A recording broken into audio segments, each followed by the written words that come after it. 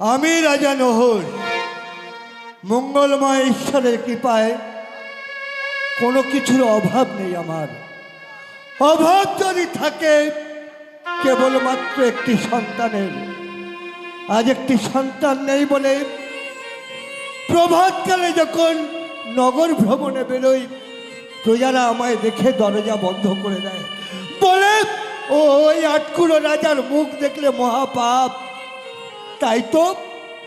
তাই তো মনের দুঃখে জীবনখানা অকালে অতল নদীর জলে বিসর্জন দিতে চলেছিলাম। পশ্চাৎ হতে কে যেন বলল, ও গো রাজা নস, এমনভাবে কেন তোমার এই সোনার জীবনখানা নিয়ে ওই নদী গহ্বরে বিসর্জন দাও? ফিরে যাও গৃহ মাঝে, পুনরায় শেষবারের মতো করো তুমি যজ্ঞ। বহুবার করেছ যজ্ঞ, পুত্র পাওনি, কিন্তু এই শেষবার যজ্ঞ করলে পাইলেও পাইতে পারো একটি পুত্র অথবা কন্যা। 33 কোটি দেবতা, 36 কোটি মনি ঋষি, অগন্ত মানব দানব সকলকে করবে আমন্ত্রণ। আর স্বয়ং ষষ্ঠ পদ্মজনী ব্রহ্মা, তাকেও করবে আমন্ত্রণ। তবে এই যজ্ঞে পূর্ণ আহুতি প্রদান করার জন্য। তাই তো যজ্ঞের করিয়াছি আয়োজন। একে একে দেবতা মানব দানব সকলে যজ্ঞালয় মাঝে হয়েছে উপস্থিত। কিন্তু যিনি এই যজ্ঞে পূর্ণ পৌরোহিত্য প্রদান করবেন স্বয়ং পদ্মজনী ব্রহ্মা এখনো উপস্থিত হলেন না। তাহলে কি আমার এই যজ্ঞ ব্যর্থ হয়ে যাবে? কে বলে রাজা নহস নবযজ্ঞ হবে অসম্পূর্ণ? না হে রাজা নহস, নবযজ্ঞ হবে সুসম্পূর্ণ। আসন দেব আসন, আজ অথম ভক্তর প্রণাম গ্রহণ করুন। এটি করেছ রাজা? একই ধারে দেখি রাজন্য বার্ধগণ, একই ধারে দেখি মুনি ঋষিগণ, একই ধারে দেখি দেবতা সমাজ, সবাইকে করেছ আমন্ত্রণ। বলতে পারো রাজা কিসের কারণ এই মহাযজ্ঞের আয়োজন? ওগো অন্তর্যামী দেবতা, তোমার অজানা তো কিছুই নেই। তবু বলছি, বহুবার যজ্ঞ করে হয়েছি ব্যর্থ, তাই একটি পুত্রের কারণে করিয়াছি যজ্ঞের আয়োজন। আর সেই যজ্ঞে আজ আপনি দেবেন পূর্ণ আহুতি। কি বলছো রাজা? সত্য। যেখানে উপস্থিত রয়েছে স্বয়ং ভাঙর ভোলা মহেশ্বর, যেখানে নিজেই যজ্ঞেশ্বর, তার সম্মুখে দাঁড়িয়েই তুমি আমার হস্তে তুলে দিতে চাও এই যজ্ঞের ভার। কিন্তু কেন রাজা কেন? ওগো দেবতা, স্বয়ং যজ্ঞেশ্বর পিনাকি শঙ্করের কাছে অনুমতি নিয়েই আপনাকে পৌরোহিত্যের দায়িত্ব আমি তুলে দিচ্ছি। অতীব চতুর। বলুন দেব, অতীব চতুর তুমি রাজা। যাওয়ার কারণে করিয়াছি যজ্ঞ, আজ এই যজ্ঞের কি বা হবে না? অতীব চতুর তুমি রাজা। বারংবার ব্যর্থ হয়েছে যজ্ঞে, তাই তো বিধি দ্বারা তব যজ্ঞ করিতে চাও সুসম্পন্ন। বেশ রাজা বেশ, তব মনোবাসনা করিব পূর্ণ। আমি করব তোমার যজ্ঞের পৌরোহিত্য। এই যজ্ঞের নাম দেব একটি পুত্রের লাগে মহাযজ্ঞের করেছে আয়োজন। তাই এই যজ্ঞের নাম দিলাম পুত্রশ্রী যজ্ঞ। সাধু, তাহলে আর বিলম্ব কেন? আমি যজ্ঞের আয়োজন করেছি, আর বিলম্ব না করে মম এই যজ্ঞে পূর্ণ আহুতি দিন। চলো রাজা চলো, এই মুহূর্তে নিজ আসন কর হে গ্রহণ। মোরা যজ্ঞ করিব আরম্ভ।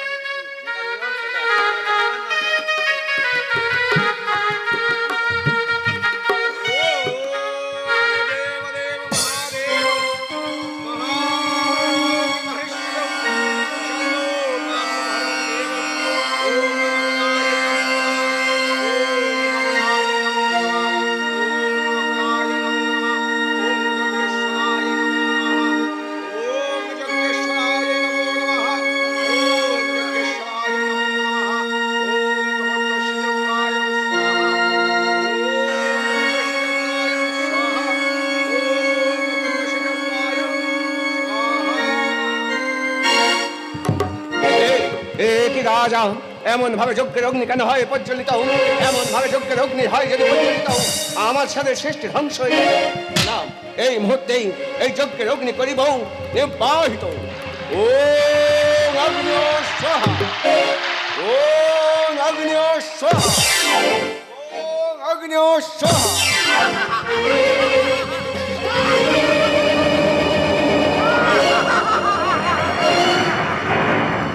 চলে গেল, চলে গেল আমার কে কে সৃষ্টি করেছে মোর এই ধরনীর বুকে? আমি সৃষ্টি করেছি পদ্মজন এবং ভাও। তুমি যে কালে সৃষ্টি করেছো, তুমি আমার পিতা। অনুমোদ তব সত্য, আমি তব পিতা, তুমি আমার কন্যা। ওগো পিতা, সর্বপ্রথম সন্তানের থেকে শত কোটি প্রণাম নিও পিতা। তব মনোবাসনা পূর্ণ হোক, পূর্ণ হোক, পূর্ণ হোক। পিতা বলো না পিতা, সৃষ্টি হওয়ার সঙ্গে সঙ্গে তার নামে হয় প্রয়োজন, কি বা নাম এই ধরনের বুকে মোর? ওহে মারে, জন্ম যখন দিয়েছি তোরে হ্যাঁ পিতা। নাম করিব প্রদান, কিন্তু কিবা নাম করি প্রদান, কিবা নাম করে দান করে মনে পড়েছে জননী। কি পিতা? রাজন হুসেন যজ্ঞালয়ের ভৌম হতে হয়েছে তব জনম, পিতা। তাই আজ থেকে তোর নাম দিলাম ব্রহ্মার কন্যা তুই দেবী ধূমাবতী। ধূমাবতী। পিতা, ব্রহ্মার কন্যা আমি দেবী ধূমাবতী। সত্য পিতা, পিতা, আমি যে সহ্য করতে পারছি না, এক পিতার সামনে এক কন্যা দাঁড়িয়ে আছে, আমি যে বিবাসনা পিতা। বিবাসনা বিবাসনা বিবাসনা বিবাসনা হয়ে জন্মগ্রহণ করেছিস তুই, তাই মায়া বলে এক বস্ত্রের করিলাম দান, এই বস্ত্র পরিধান করে তব তব জ্বালাও করে নিবারণ। তাই হলো পিতা, তুমি আর দেওয়া বস্ত্র পরিধান করে আমি লজ্জা করেছি নিবারণ বটে, কিন্তু বলো না পিতা, আমার যে বড় তৃষ্ণা পিতা, দাও না পিতা, একটু আহার দাও পিতা, ক্ষুধার যে জঠরে জ্বলে যায় পিতা, আমি যে এই ক্ষুধার জ্বালা সহ্য করতে পারি না। জন্মবার সাথে সাথে জঠর যায় জ্বলে, পিতা, তাই তো জন্মবার সাথে সাথে আহারের হয় প্রয়োজন। যে দেখ মাছে দেখ মায়া বলে এক ফলের করিলাম সৃজন, সেই ফল আহার করে তব তব উদরের জ্বালা করে পরিবর্ণ, তব উদরের জ্বালা করে পরিবর্ণ, তব উদরের জ্বালা করে পরিপূর্ণ। পিতা, তোমার ফল ভক্ষণ করে পিতা হয়েছে তে ক্ষুধার জ্বালা নিবারণ, কিন্তু কণ্ঠ কণ্ঠ কণ্ঠ খেলে আমার রথ হয়ে যায় পিতা, কণ্ঠ খেলে আমার রথ হয়ে যায়, আমি আর সহ্য করতে পারছি না পিতা। দাও না পিতা, দাও না পিতা, আমার তৃষ্ণা মিটিয়ে দাও না পিতা। যেমন জন্মবার সাথে সাথে আহারের হয় প্রয়োজন, হ্যাঁ পিতা। যখন কেউ আহার গ্রহণ করে পিপাসার বাড়ির হয় প্রয়োজন। হ্যাঁ পিতা। আমি পিতা হয়ে কন্যাকে পিপাসার বাড়ি যদি না দান করতে পারি, তাহলে পিতৃ নামে হব কলঙ্কিত ধরনের দেবকে। আয় আয় মা, পিতার পদতল মাঝে ব্রহ্মার কমণ্ডলে রয়েছে মেত সঞ্জীবনী বাড়ি, এই মেত সঞ্জীবনী পান করে তব পিপাসা কর নিবারণ, তব পিপাসা কর নিবারণ, তব পিপাসা কর নিবারণ। পিতা, তৃষ্ণা তো নিবারণ হয়েছে পিতা। পিতা গো, বলতে পারো পিতা? দেখো না পিতা, আপনার ডান হস্তে কারা পলায়ন করে পিতা? ওদের খাতে পালিয়ে যায় রাজেন্দ্র বর্গগণ, আপনার এই বাম হস্তে পিতা, এদের খাতে পালিয়ে যায় মনে দেশে গণ, তাহলে আপনার সম্মুখে পিতা। সম্মুখ হতে পালিয়ে যায় গোটা দেবতা সমাজ। পিতা, ব্রহ্মার কন্যা আমি, এক দেবতার কন্যা হয়ে কেন পিতা আমার এই রূপ থেকে সবাই পলাই যায় পিতা? বলো না পিতা, কেন আমার কি দেখতে ভালো হয় পিতা? ওহে মারে, চিনতে পারবে তৈরি। এমন করে মন খারাপ করিস না বা। পিতা, তোর এই ভয়াল ভয় রূপ দেখে, তোর এই কুৎসিত কদাগার ভয়াল ভয় রূপ দেখে পিতা হয়ে আমার বুকটা যদি ভয়ে কম্পিত হয়ে ওঠে। পিতা, ওরা কেমন ভাবে এই ভয়াল ভয় রূপ সহ্য করবে? পিতা, তাই তো এই ভয়াল ভয় রূপ সহ্য করতে না পেরে সবাই কেমন ভাবে ভয়ে করছে পলায়ন। ওই মারে, পিতা, সর্বপ্রথম তোর এই ভয়াল ভয় রূপকে করিতে হবে পরিবর্তন। ওই চেয়ে দেখ রূপ সরোবর, হ্যাঁ, পিতা। ওই রূপ সরোবর মাঝে স্নান কার্য করলেই হবে তোর রূপের পরিবর্তন। চেয়ে দেখ ব্রহ্মার কমণ্ডল মাঝে রয়েছে শীতল বাড়ি সিংহাসনে চলে যাবা, হ্যাঁ, পিতা। চলে যাও, হ্যাঁ, পিতা। চলে যাও রূপ সরোবর মাঝে।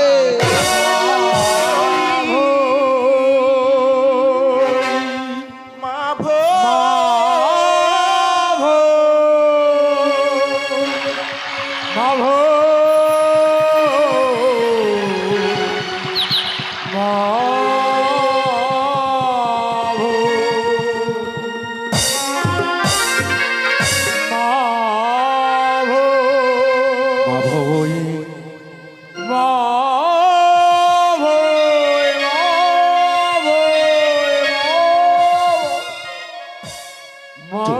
কে কে কে কে এমন ভাবে মা ভয় বলে চিৎকার করে?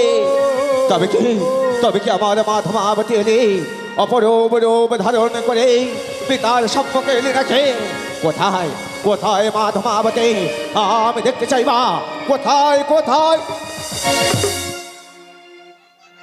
আহা মরি মরি কেহেন রূপ মাধুরী, যেন পূর্ণ শশী করেছে বিরাজ ওই উত্তল গগন মাঝে। ওরে মারে পিতা। অপরূপ রূপ নেই পিতার সম্মুখে এসে দাঁড়িয়েছ। বলো মা, কি বা চাও তুমি পিতার কাছে? পিতা কুরূপ থেকে সুরূপে পরিণত করেছেন, এবার আমার নাম কি হবে পিতা? অতীব সত্য কথা, কুরূপ থেকে সুরূপে করেছি পরিণত। জন্ম যখন দিয়েছি তোরে মা, নাম করিতে হবে প্রদান। ব্রহ্মার কমণ্ডলের শীতল বাড়ি সিংহাসনে হয়েছে তোরে পুনর্জন্ম, তাই আজ থেকে তোর নাম দিলাম ব্রহ্মার মানুষ কন্যা দেবী শীতলা। দেবী শীতলা। সত্য। কিন্তু পিতা আমি যে দেবী, কিন্তু নেই আমার কোনো শক্তি পিতা। কে বলে তোর কোনো শক্তি নেই? ব্রহ্মার মানুষ কন্যা তুই শক্তিহীনা হয়ে যাবি না। এই ধরনের বুকে এমন শক্তি দান করব, এমন শক্তি দান করব, সেই শক্তি নিয়েই বিশ্ব চরাচরে করবি তুই জয় জয় কার। পিতা দিন তবে সেই শক্তি। সে দেয় রাজা নহুষের যজ্ঞালয়ে যখন আমি যজ্ঞ করে বসেছিলাম, চারিটি বেদ করেছিলাম উচ্চার। সেই চারিটি বেদকেই 16 ভাগে করিলাম বিভক্ত, 4 হলো 64। সেই 64 বেদকেই এক ব্যাধিতে করিলাম পরিণত। সেই 64 ব্যাধিকেই একত্র করে নিজ হস্ত করিলাম ধান।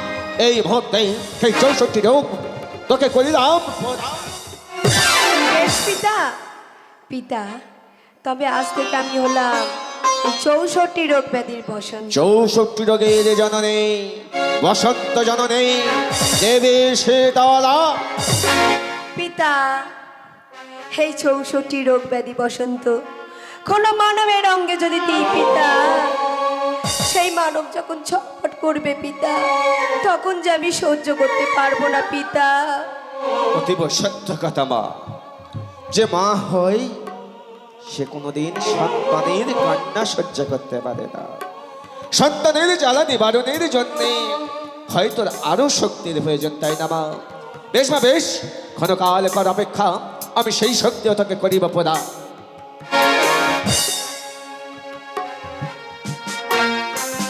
চেরগ মা, এটা হলো সমারজনী চামর। এই চামরের 2টে গুণ, কারো দিকেই যদি সুনিশ্চিত করিস বাতাস, তার সোনার সংসার ফলে ফলে ভরে উঠবে। আর কারো দিকে যদি কুদিষ্টিত করিস বাতাস, তার সোনার সংসার তৎক্ষণাৎ ধ্বংস হয়ে যাবে। পিতা আজতেই এই সমারজনী চামরের অধিষ্ঠাতা হবে তুই, এই সমারজনী চামরের স্থান হবে তব দক্ষিণ হস্ত। বেশ পিতা, কিন্তু পিতা এই রোগ ব্যাধির বসন্ত যখন আমি কোনো মানবের অঙ্গে যখন দেবো, কোনো মানব যখন মারা যাবে, কোনো মা যখন আমার কাছে আঁচল পেতে ভিক্ষা চাইবে, হোগো মা আমার সন্তানকে তুমি ফিরিয়ে দাও মা, তখন আমি কি করব পিতা? ওরে মারে, জন্ম না নিতে নিতে পিতার সঙ্গে চতুরাই করা শুরু করে দিয়েছে। এতটাই চতুর, সোজাসুজি বল না মা, ওকে পিতা, তুমি আমার হস্তে তুলে দিয়েছো মরণ অস্ত্র।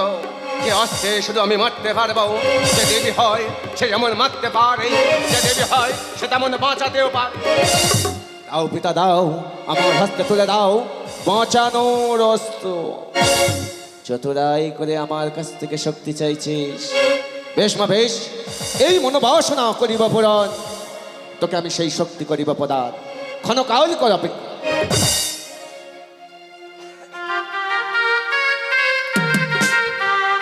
চেয়ে দেখ মা, এটা হলো পবিত্র হেমকুম্ভ। এই হেমকুম্ভটা দিয়ে দিলাম ব্রহ্মার কমণ্ডলে দেবে তা সত্যি বাড়ি। কি জননী, যেদিন তোর পূজার প্রচারের লাগি ওই মত্তধাম মাঝে যাবি, তোর পূজার প্রচারের লাগি তোর ব্যাধি বসন্ত ছড়িয়ে দিবি। ওই মত্তের মানবের অঙ্গে ওই ব্যাধি বসন্তের জ্বালায় ছটফট করতে করতে যেসব মানব মারাও যাবে, পিতা, ওই সব মরাগুলোকেই ওই জমকেও ছুতে দিবি না বা। ওই সব মরাগুলোকেই একত্র করে রেখে দিবি এই পবিত্র হেমে কুম্ভ মাঝে। যেদিন তোর পূজার প্রচার হবে বিশ্ব চরাচরে দেবিত্বের প্রমাণ দেওয়ার লাগে এই মৃত সঞ্জীবনী বাড়ি ওই মৃত অঙ্গে ছড়িয়ে দেবে, তৎক্ষণাৎ সে প্রাণ ফিরে পাবে। আজ হতে এই পবিত্র হেম কুম্ভের অধিষ্ঠাতা হবে তুই, আজ হতে এই পবিত্র হেম কুম্ভের স্থান হবে তব বাম। পিতা, নাম চেয়েছিলে নাম দিয়েছি, শক্তি চেয়েছিলে শক্তি দিয়েছে। এবারে নিশ্চয়ই তব মনোবাসনা করেছে পূরণ। এবারে পিতাকে বিদায় দেই, পিতা চলে যাক ব্রহ্মলোক মাঝে। দাঁড়ান পিতা, এখনো যে মনের আশা পূর্ণ হয়নি। এখনো মনোবাসনা পূর্ণ হয়নি। না পিতা, বল মা বল, পিতার কাছে কিবা মনোবাসনা জাগিয়াছে অন্তরের মাঝে, যা বলি বল, আমি সব পূরণ করিব। দেবেন তো পিতা। পিতা, সর্বদেব দেবীর আছে দাস দাসী, আমার নেই কোনো দাস দাসী পিতা, আমারও যে দাস চাই পিতা। দাস চাই, দাস রূপে তব পুত্র সন্তান চাই। এ কি বলছিস মা, আমি যে তোর পিতা, পিতা হয়ে যদি কন্যাকে পুত্র সন্তান দান করি তাহলে যে পিতৃ নামে কলঙ্কিত হব ধরনের বুকে। তোর এই মনোবাসনা আমি পূর্ণ করতে পারবো না মা, তোর এই মনোবাসনা আমি পূর্ণ করতে পারবো না। পিতা,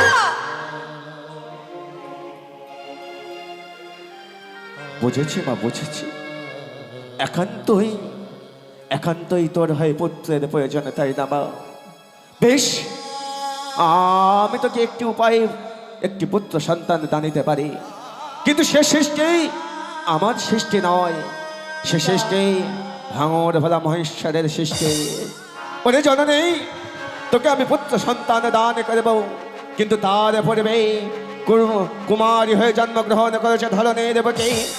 আজ যদি এই কুমারী রূপে সন্তান ধারণ করো, মা নামে কলঙ্কিত হবে ধরনের বুকে। তাই তো তোমায় বিবাহ করতে হবে জানো। পিতা, আমি যার সঙ্গে তোর বিবাহ দেব তাকে তোকে বিবাহ করতে হবে মা। তাই করব পিতা। তবে এই যোগ্য ভূমিতেই কেউ নেই, এই মুহূর্তে তোকে কার সঙ্গে বিবাহ দেব চিন্তায় চিন্তিত আমি। কিন্তু চেয়ে দেখব তোর কুৎসিত কদাগারের রূপ দেখে সবাই যে ভয়ে করেছে পলায়ন, কিন্তু এখনো বসে রয়েছে ঈশান কোণে। চেয়ে দেখ এক মনে যার নাম ঘণ্টা কারণ মহামণি। আজ হতে উনি যখন ওই স্থানে বসে রয়েছে কোনো ভয় না পেয়ে ওনাকেই তোকে স্বামীরকে বরণ করতে হবে। বেশ পিতা, আমি ওনাকেই স্বামী রূপে গ্রহণ করলাম। অতীব উত্তম, আজ আমি মুক্ত, আজ আমি কন্যাদায় হতে মুক্ত। তবে শুনে রাখ, আমি দেব তোদের পুত্র সন্তান, কিন্তু পূর্বেই বললাম মা, ও আমার সৃষ্টি নয়, ও মহেশ্বরের সৃষ্টি। একদিন মহেশ্বর যখন ধ্যানে ছিল রত, এমন সময় তার লালাকে দেখা যায় অতীব ঘর্ম। সেই ঘর্ম সে কি করবে ভেবে নাই পায়। এমন সময় সেই লালাটের ঘর্ম ফেলে দেয় ধরনের বুকে। তা হতে সৃষ্টি হয় এক দুরত্ব অসুর। সেই অসুর জন্ম নেওয়ার সাথে সাথে স্বর্গমাত্র পাতাল তাথই ভাবে কম্পিত হয়ে ওঠে। সেই ঘলমা অসুর খোদার জ্বালায় তাথই নৃত্য করতে করতে চন্দ্র সূর্য পৃথিবী সকলকে গ্রাস করতে যায়। শেষে কাউকে না পেয়ে মহেশ্বরকে গ্রাস করতে যায়। তাই তো সুদর্শন চক্র দিয়ে গোলকপতি নারায়ণ দ্বিখণ্ড করে ফেলে দেয় ধরনের বুকে। তাই ওই অসুর সন্তানকে পুনর্বার মায়ের লাগে আমি করিব সেজন। জেগে ওঠ ব্রহ্মার মণ্ডলের মিষ্ট সঞ্জীবনী বাড়ি। জেগে ওঠ।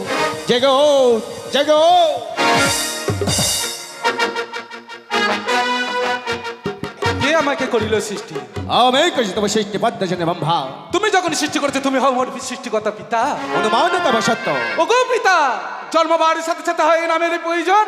কিবা নাম এই ধরিত্রীর বুকে? পূর্বে জন্মে নাম দিয়েছিলাম ঘলমাসর। তোমার অত্যাচারে স্বর্গমাত্র পাতাল হয়েছিল কম্পিত। এক দানব রূপে জন্মগ্রহণ করেছিলে, দ্বিখণ্ড হয়ে পড়েছিল ধরনের বুকে। সেই দ্বিখণ্ড দেহকে পুনর্বার জোড়া লাগিয়ে সৃষ্টি করেছি আমি। তাই একদিকে জোড়াও, একদিকে অসৌর, একদিকে জোড়াও, একদিকে অসৌর। আজ থেকে তোমার নাম দিলাম দেব তৃষ্ণ জলাশয়। ওগো পিতা, কিন্তু কিসের জন্য মোর সৃষ্টি? সৃষ্টি শুধু মায়ের কারণ, মা? মায়ের কারণ। মায়ের গর্ভে লই নাই জনম, মায়ের যুদ্ধ করি নাই পান। কোথায় আমার মা? কেবা আমার মা? অসাদ ভগতাকে দেখো, বিশ্ব পশুবনে ভুবন মহিনে দেবী শীতলা তব জননী। আহা বড়ি বড়ি একির বেরি মাধুরী, তুমি হও মোর জননী। তো ওগো জননী আমার, সর্বপ্রথম নাও তুমি আমার প্রণাম। প্রণাম নিলাম।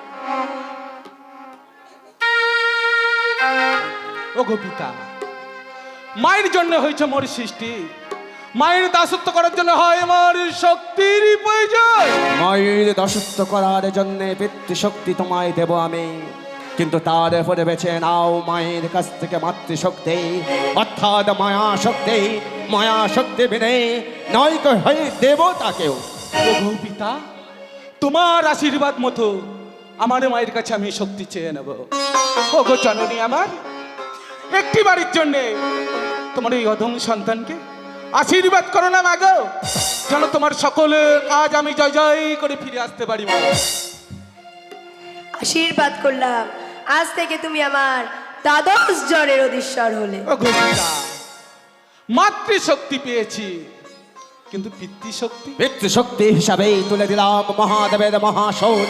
এই মহাদেবের বিধ্বংস ত্রিশূল নেই, মাতৃরক্ষার্থে এগিয়ে যাবে সদা সর্বদাই মায়ের শক্তি। তবে কেন তোমার মতো সহস্র শুনেও এই শুলের ভার বহন করতে পারবে না।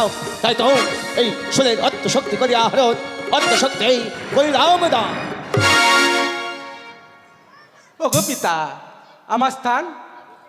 তব স্থান হবে মায়ের দক্ষিণে করে বিরাজ। ওগো পিতা, তুমি নাও সর্বপ্রথম আমার প্রণাম। তব মনোবাসনা পূর্ণ হোক। ও হে মা, পুত্র চেয়েছিলে, পুত্র তুলে দিয়েছে। এবারে আর পিতাকে বিলম্ব দিস না, বিলম্ব করিস না। আমার যাত্রা পথে এই মত চলে যাই বম্বলোক।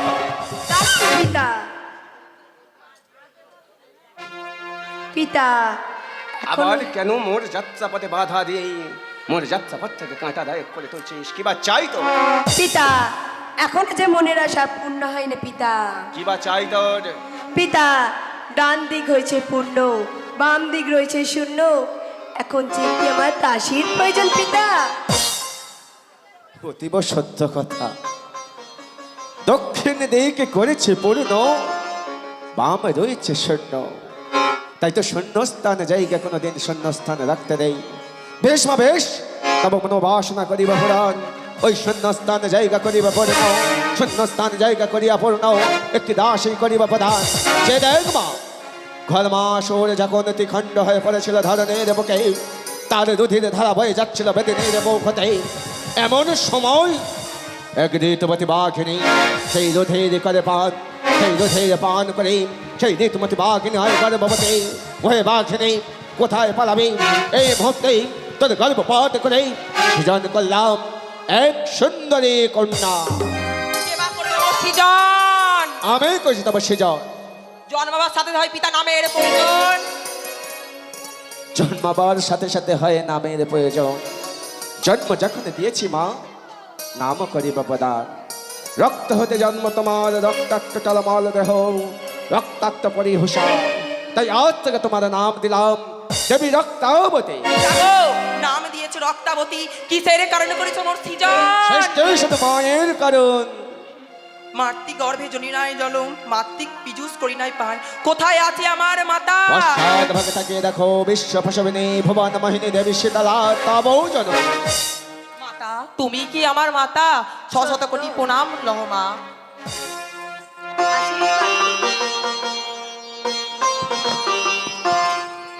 ওগো পিতা, শক্তি দাও, মায়ের নামে সেবা করব কি করে পিতা? কে বলে তুই শক্তিহীনা হয়ে যাবি? মায়া বলে এক সংখ্যে কইলাম সৃজন। এই শঙ্খ হবে তোর হাতের মঙ্গল অস্ত্র। পিতা গো, আমার স্থান কোথায় পিতা? তব স্থান হবে মায়ের বাম পাশে করে হে বিরাট। বল মা বল, নাম চেয়েছিলে নাম দিয়েছিস, শক্তি চেয়েছিলে শক্তি দিয়েছি, সত্য পিতা। পুত্র চেয়েছিলে পুত্র দিয়েছি, তাও সত্য। কন্যা চেয়েছিলে কন্যা দিয়েছি। সত্য পিতা। এবারে পিতাকে বিদায় দেই, পিতা চলে যাক বম্ভলোক মাঝে। দাঁড়ান পিতা। কেন বারংবার পিতা, এখনো যে হয়নি মনের পূরণ। আবার কিবা মনোবাসা জাগিয়াছে অন্তর মাঝে। পিতা, সব দেবদেবীর আছে বাহন, আমার নেই কোনো বাহন পিতা। আমারও যে বাহন চাই পিতা। একজন পিতার কাছে যেমন তার কন্যার বায়নার শেষ থাকে না, তোরও যে দেখছি বায়নার শেষ নেই। না, বেশ, পিতা। বাহন তোকে করিব প্রদান। তোর জন্মের পূর্বে তোর বাহনের জন্ম হয়ে গিয়েছে। যে দেখ বেত কাশী, ওই বেত কাশীর রাজা সুরক্ষে গদ্ধব রূপ ধারণ করে তোর লাগে ধ্যান করছে বা। এই মুহূর্তে ওই গদ্ধবকে করিলাম আনায়ন।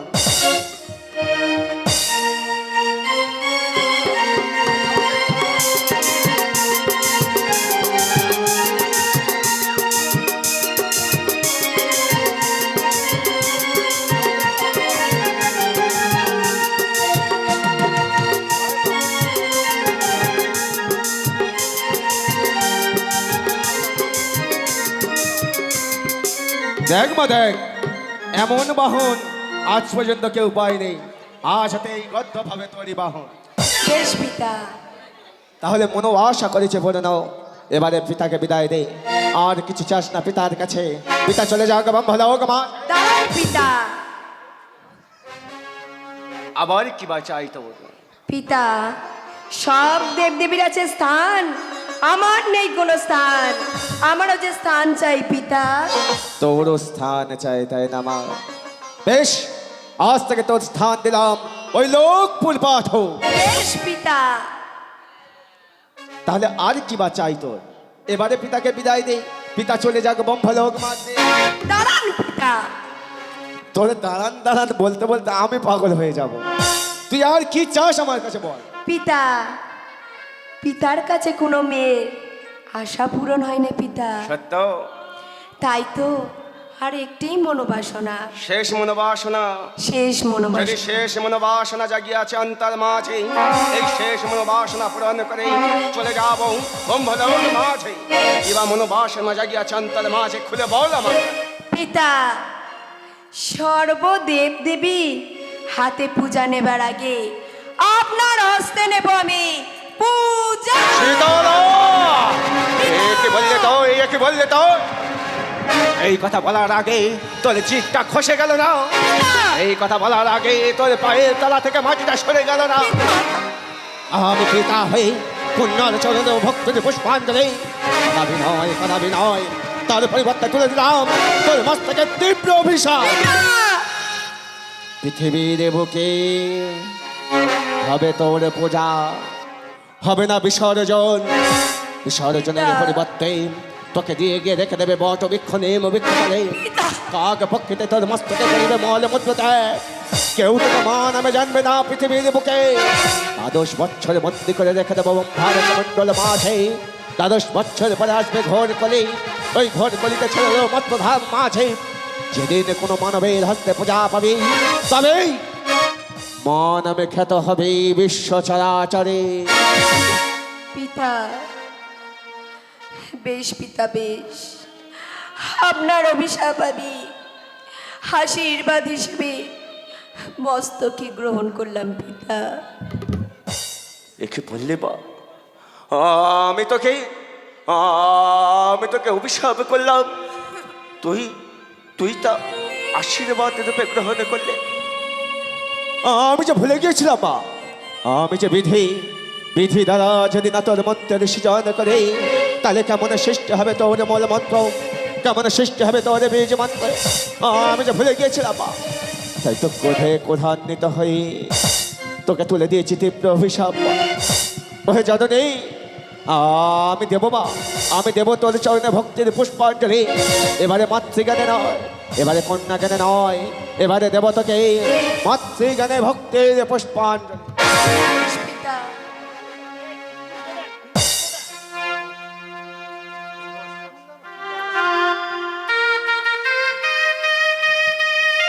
দেব মা, দেব তোমার চরণে ভক্তির পুষ্পাঞ্জলি। ও মায়া আমার পূজার ফল দিলাম মাগো, তোমার চরণ তলে। ও মা তোমার চরণ তলে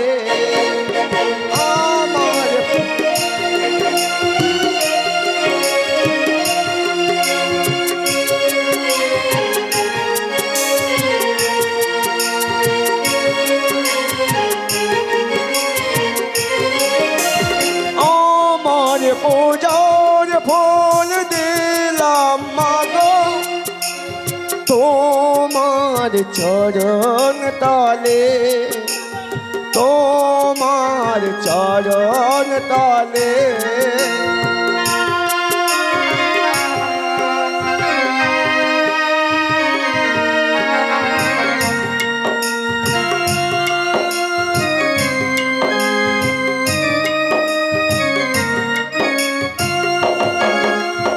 যত ব্যথা দূরে চলে যায়,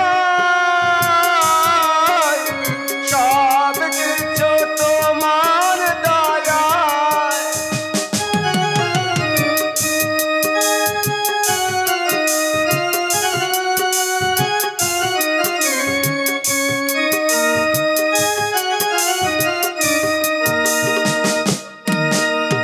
তোমার চরণ তলে, ও মা তোমার চরণ তলে।